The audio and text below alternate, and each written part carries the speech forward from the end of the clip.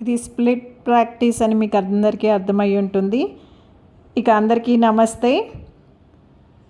So మీకు ఇలాంటి steps ఉంటే మీరు వాటి మీద ఒక కాలు ఉంచి ఇలా నీ బెండ్ చేస్తూ ముందుకు స్ట్రెచ్ అవుతూ ఉంటే మీ ఎడమ కాలు థాయ్ భాగంలో మీ హిప్ జాయింట్లో మంచి స్ట్రెచింగ్స్ జరుగుతూ ఉంటాయి.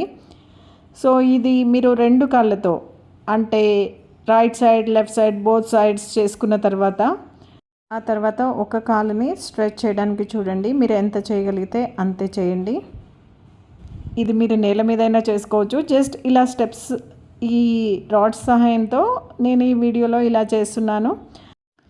హిప్ జాయింట్లో ఇన్నర్ థైలో వచ్చే పెయిన్కి ఇక చాలు అనిపించింది. ఇక వదిలేద్దాం అనుకున్నాను. ఇక ఆ టైంలో సో మళ్ళీ ఇంకొక సైడ్ కూడా ప్రాక్టీస్ చేసి చూద్దామని చూశాను. సో ఈసారి కొంచెం కంఫర్టబుల్గా స్ట్రెచ్ చేయగలిగాను. ఇలా స్లోగా మీరు ఎంత స్లోగా లెగ్ని వైడ్ చేస్తూ వెళ్ళారంటే మీ బాడీ మీ లెగ్స్ అంత ఈజీగా మూవ్ అవుతాయి. సో స్లోగా పెయిన్ బేర్ చేస్తూ వెళ్ళాలి. ఎందుకంటే ఇది ఒకే రోజు చేసే ప్రాక్టీస్ కాదు. ఒక కాలుని నెమ్మదిగా స్లైడ్ చేస్తూ వెళ్ళాలి. మీరు ఎంత చేయగలిగితే అంతే చేయాలి.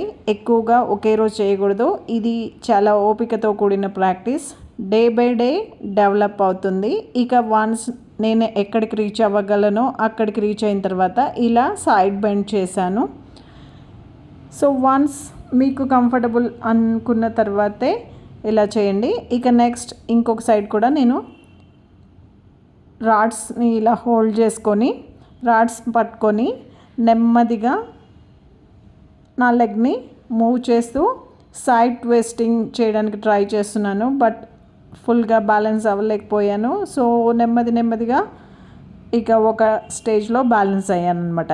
ఇక అందుకే అంటారు కదా practice makes man perfect women perfect అని. సో మనము చేసే ప్రాక్టీస్లో బ్యాలెన్స్ ఫోకస్ ఫ్లెక్సిబిలిటీ అన్నీ వస్తాయి. వీడియో నచ్చితే ప్లీజ్ లైక్ చేయండి. Thank you for watching.